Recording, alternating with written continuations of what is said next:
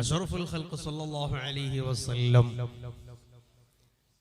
അവിടത്തെ പാട്ടുകാരനായ ഹസ്സാൻ ഇബ്നു സാബിത്ത് റളിയല്ലാഹു അൻഹുവിനോട് അവിടുന്ന് ചോദിച്ചു, ഹൽ ഖുൽത ഫീ അബീ ബക്രിൻ ശൈഅ.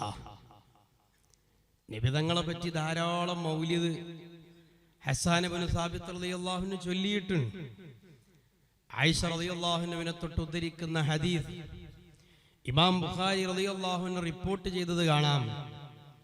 നബി സല്ലല്ലാഹു അലൈഹി വസല്ലമ തങ്ങൾ യളഉലി ഹസ്സാന മിംബറൻ ഫിൽ മസ്ജിദ്, മുത്തുനബിയുടെ മദ്ഹ് ചൊല്ലിക്കൊണ്ടിരിക്കുന്ന ഹസ്സാൻ എന്നവർക്ക് പള്ളിയിൽ ഒരു സ്റ്റേജ് തന്നെ ഒരുക്കി കൊടുത്തിരുന്നു എന്ന് കാണാം. അങ്ങനെ പല പാട്ടുകളും പല രീതികളിലും ചൊല്ലുന്ന ഹസ്സാൻ തങ്ങളോട് അവിടുന്ന് ചോദിച്ചു, ഹൽ ഖുൽത ഫീ അബീ ബക്രിൻ ശൈഅ. നിങ്ങള് എന്റെ കൂട്ടുകാരൻ അബൂബക്കറിനെ പറ്റി വല്ല മൗലിദും, നമ്മളെ ഭാഷ പറഞ്ഞ അബൂബക്കർ മൗലിദ് ഉണ്ടാക്കിയിട്ടുണ്ടോ, അബൂബക്കർ മൗലിദ് നിങ്ങൾ രചിച്ചിട്ടുണ്ടോ, അത് നിങ്ങൾ പാടിയിട്ടുണ്ടോ എന്ന് ചോദിച്ചു. മഹാനകൾ പറഞ്ഞു, നഅം, ഉണ്ടല്ലോ, അബൂബക്കർ മൗലിദ് ഞാൻ രചിച്ചിട്ടുണ്ട്.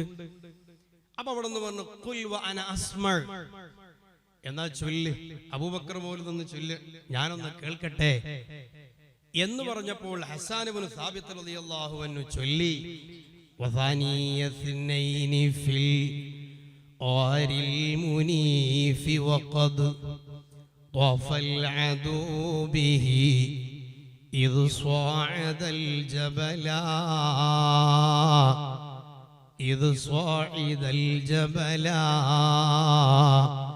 വകാന ഹിബ്ബ റസൂലില്ലാഹി ഖദ് അലിമൂ മിനൽ ബരിയത്തി ലം യഅദിൽ ബിഹി റജുലാ.